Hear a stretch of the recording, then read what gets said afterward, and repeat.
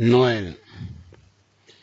Bien-aimés dans le Christ, nous nous posons la question dans cette vidéo de savoir si Noël est une fête païenne ou une fête chrétienne.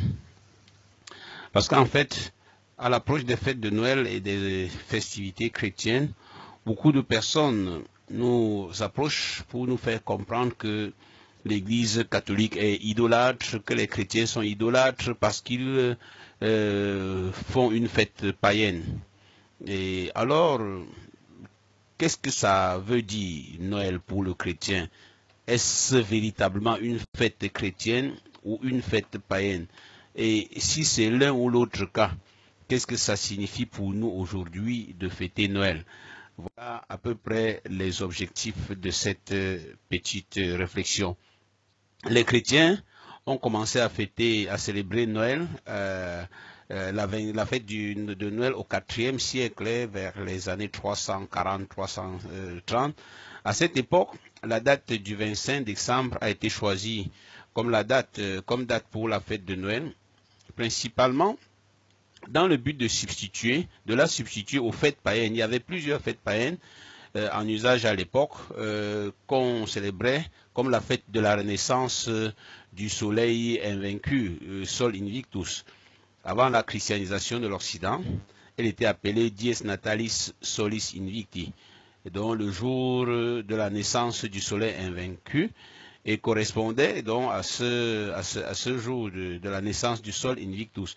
La date du 25 décembre a été fixée comme grande fête du soleil invaincu par l'empereur romain Aurélien, qui choisit ainsi comme date le lendemain de la fin des Saturnales, qui correspond aussi au jour de la naissance de la divinité solaire de Mithra.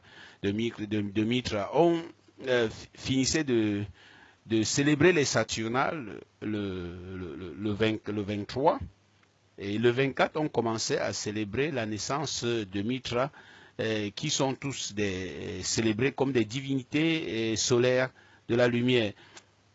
La fête de Noël a été donc christianisée. C'est une fête d'abord que les païens célébraient à leur manière, mais les chrétiens l'ont christianisée parce que les chrétiens ont dit non, écoutez, c'est Jésus qui est le soleil du monde. Le véritable soleil du monde, c'est Jésus.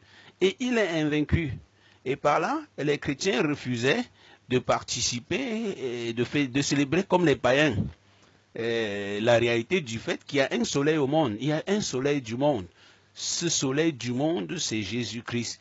Ils refusaient en même temps aussi de se donner aux excès de cette fête. Donc, on peut dire de manière synthétique, ce ne sont pas les chrétiens qui ont inventé Noël. Ce n'est pas Jésus qui a inventé Noël. Mais les païens célébraient déjà une fête qu'ils appelaient Natalis Solis Invictus, Dies Natalis Solis Invicti. Et donc, ils étaient convaincus par cette célébration de célébrer une fête en l'honneur d'une divinité. Mithra d'un côté et Saturne de l'autre. Une divinité des divinités à qui ils devaient l'honneur comme le Dieu invaincu de la lumière. Et les chrétiens ont simplement dit, écoutez, ce n'est ni Mithra, ce n'est ni Saturne, c'est Jésus-Christ, c'est Jésus de Nazareth, donné par Dieu au monde comme soleil du monde. Donc les chrétiens ne rejettent pas l'idée que porte la fête. Il y a un soleil qui illumine le monde, il y a une lumière pour le monde.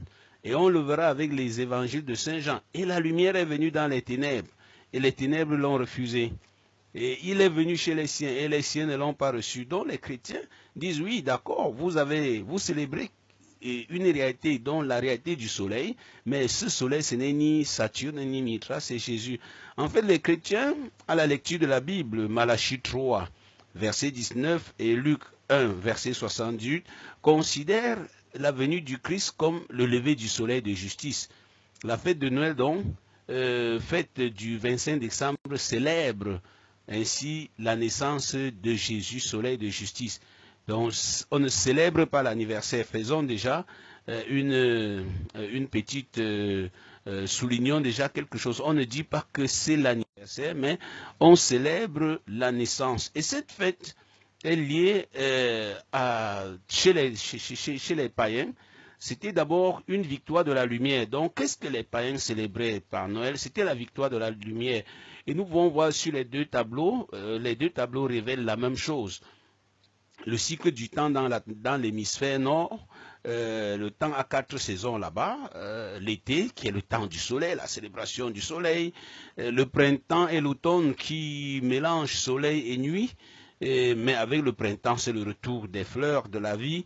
L'automne, c'est les fleurs, mais les fleurs qui descendent.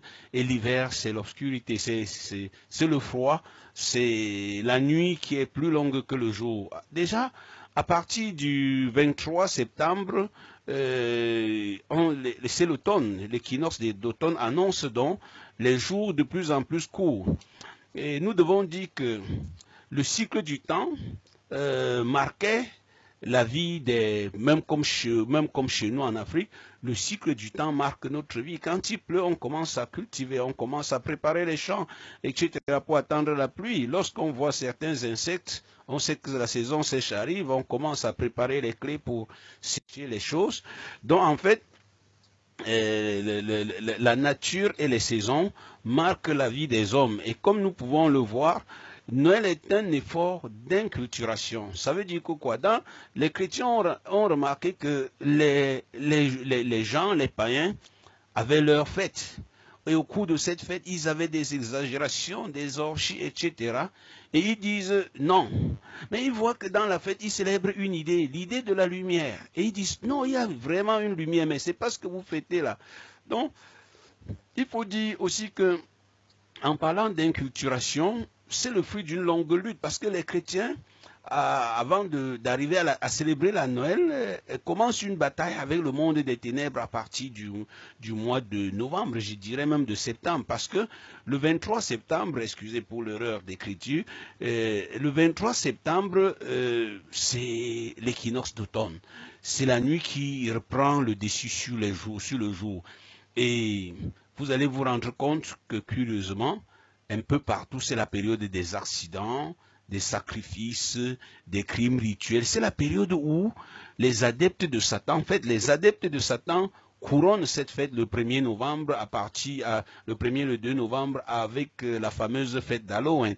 Et les chrétiens n'ont pas accepté cela. Ils n'hésitent pas pendant cette longue période de la nuit, du règne de la nuit, c'est-à-dire de l'équinoxe d'automne, jusqu'au solstice d'hiver et même jusqu'à la fin, jusqu'à la moitié entre l'équinoxe d'hiver, le solstice d'hiver et l'équinoxe du printemps. Donc, ils n'hésitent pas à faire des grands sacrifices parce que la nuit domine le jour et donc pour eux, c'est le règne de l'obscurité. Il faut voir, les chrétiens ont substitué. Donc le christianisme, l'Église catholique a substitué la fête de la commémoration des fidèles défunts à Halloween. Donc il disait, ne fêtez pas le démon ce jour-là. Et vous allez vous rendre compte, c'est le jour où dans le monde, beaucoup de cercles mystiques célèbrent des fêtes de sang, des messes noires et piétines. Et donc les chrétiens ont transformé, ont annoncé Jésus dans ces célébrations déjà païennes. Donc ce n'est pas les chrétiens qui ont inventé Noël.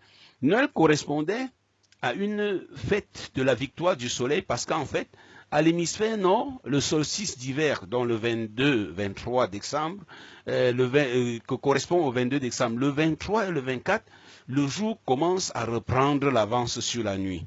Donc les gens respirent, disent bientôt le soleil va se faire voir, le jour va encore gagner. Les forces de la nuit sont en train de disparaître. Et nous comprenons le fameux chant « Peuple qui marchait dans la longue nuit ». Longue nuit parce que ici, la nuit dure, à cette période, la nuit dure 18 heures et le jour dure 6 heures. 6 heures seulement de soleil et 18 heures. Mais maintenant, avec le solstice d'hiver, il y a le jour qui recommence à prendre le dessus. Le jour qui recommence à prendre la force sur la nuit.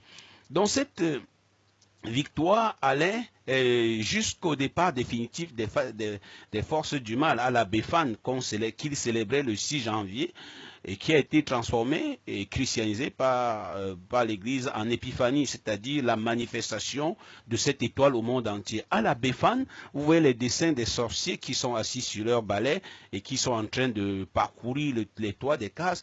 C'est une imagination, ce n'est pas du tout une imagination. Dans ce monde des ténèbres, c'est exactement ce qu'il faisait. Et c'est alors à ce moment que l'Église combat par une nouvelle fête, par la fête de l'Épiphanie, c'est-à-dire la manifestation de cette étoile, de cet astre aux nations. On trouve que la Bible a tout prévu. L'étoile qui a conduit les mages jusqu'à la crèche, c'est la victoire de Jésus qui se donne à toutes les nations. Donc, comme je vous dis, c'est pas absolument une fête païenne aujourd'hui, c'est une évangélisation des cultures. Et nous pouvons reconnaître que Noël est un refus de la part des chrétiens de participer à la vie du monde comme les mondains, donc, comme les païens. Ils s'efforcent, dans ce que le monde dit, de dire la vérité de la foi. Le monde fête un astre en disant que c'est le Dieu soleil, et les chrétiens disent l'astre de la lumière du monde, c'est Jésus. Et vous voyez avec Saint Jean l'annonce qui se fait le jour de Noël, et la lumière est venue dans les ténèbres. Voilà pourquoi l'Église, en choisissant ces textes, veut expliquer et justement répondre aux questions qui étaient posées à l'époque. La première affirmation de Noël, cette vieille fête qui était d'abord païenne, c'est que Dieu a visité le monde. Que comme chaque jour, le soleil se lève sur la terre, c'est comme ça que chaque jour, Dieu rend visite au monde et il a habité parmi nous. Et avant ça, il y a une période de préparation où on voit comment il a sollicité la contribution des hommes pour s'installer, pour habiter, installer sa tente au milieu de nous. Dieu est venu dans notre monde, non sous la forme d'un despote, d'un tyran puissant qui attire à lui toute l'attention, impose l'attention et attire tout à lui par la force, mais de manière délicate et précieuse comme un enfant qui cherche une maison en attendant et attend dans une étable. Il attend dans une étable. Donc, et l'annonce capitale de Noël, de la nuit de Noël, gloire à Dieu au plus haut des cieux et paix sur la terre. Dans cette nuit, il y a une annonce qui vient du ciel et qui dit la gloire de Dieu est liée à la paix sur la terre aux hommes qu'il aime. Voilà ce que les anges chantent à la naissance du Christ. L'annonce de la naissance du Messie est un message de paix. Et voilà pourquoi aussi le pape, à chaque fête de Noël, adresse un message de paix. Vous allez vous rendre compte que le contenu de chaque message de Noël, c'est un message de paix adressé au monde entier, qui montre que la gloire de Dieu correspond à la paix que les hommes vivent sur la terre. Et donc, Noël, disons-le, n'est pas un anniversaire. L'anniversaire, c'est un terme parfaitement mondain. Oui, nous aimons ça parce qu'on doit fêter, on va manger, on va boire. Et du coup, les sectes, comme les sectes aiment la polémique, ils viennent vous dire, quand vous dites que c'est la célébration de la naissance de Jésus, parce qu'à l'anniversaire, on célèbre, on fête sa naissance, le jour de sa naissance, mais nous célébrons la naissance, nous fêtons le fait que Dieu a donné. Il vient dire que vous célébrez l'anniversaire de Jésus-Christ. Ce n'est pas l'anniversaire de Jésus. Nous commémorons la naissance de Jésus. C'est un fait historique que les chrétiens ont reçu Jésus-Christ historiquement né d'une femme. Et il est né un jour. Nous n'avons pas cherché ce jour-là, mais nous savons, comme tous les jours appartiennent à Dieu, nous choisissons. Et nous choisissons un jour qui correspond à une fête que les gens déjà célébraient de manière comme ça, passagère, pour dire, voilà, le vrai soleil du monde. Donc nous commémorons la naissance de Jésus. Je ne sais pas s'il y a un seul chrétien qui a déjà chanté ce jour-là à l'église Happy Birthday to you. Non. Nous redisons clairement que Dieu nous a donné la lumière du monde. L'unique lumière du monde, le soleil du monde. Et donc, comme notre soleil, il demande aux chrétiens et au monde entier de l'accueillir. La question fondamentale, c'est est-ce que tu l'accueilles dans ta vie? Ce jour et tous les jours, voilà les questions fondamentales de Noël. Mais attention, attention, Il ne faut pas dire que comme ce sont les sectes qui parlent, on ne doit pas écouter. Les sectes nous disent, rappellent quand même certaines choses très fortes et très évidentes. Aujourd'hui, beaucoup de chrétiens fêtent cette Noël de nouveau comme les païens. C'est-à-dire tous les efforts qui ont été faits pour christianiser cette fête et l'éloigner des beuveries et de l'adultère ont été annulés. Et aujourd'hui, c'est seulement la fête des beuveries, de l'adultère, des impuretés, du vol, de la violence et de l'oubli de l'autre. Et pourtant, la crèche est une mise en garde. Dans chaque église, on voit la crèche, et parfois hors des églises. La crèche nous dit deux choses. C'est que la simplicité, dont la beauté de cette fête est dans la simplicité des cadeaux qu'on offre, des cadeaux qu'on exige, de la fête des enfants et de leur joie, et de notre cœur qui est ouvert à Dieu. Et deuxième chose, attention, les exclus. La crèche nous rappelle que Jésus a été exclu. Et souvent, j'aime entendre les sectes qui mettent en garde en disant les gens vont se boire et se saouler et faire comme les païens. Et réellement, il faut se rappeler de ça. Mais ceci, ce n'est pas pour gâter la fête. Rappelons-nous que Jésus nous apporte la joie. Je vous annonce une joie, une grande joie. Demeurez dans la joie. Demeurez dans la joie. Donc, la mesure, c'est de penser à l'enfant Jésus, à sa simplicité, au cadeau, à la joie, à la famille, de penser aux exclus. Oui, j'aimerais qu'on aille visiter une crèche, qu'on aille visiter un orphelinat, un hôpital, et les parents malades, etc. Rappelez cela, mais aussi demeurer dans la joie. Loué soit Jésus-Christ, à jamais.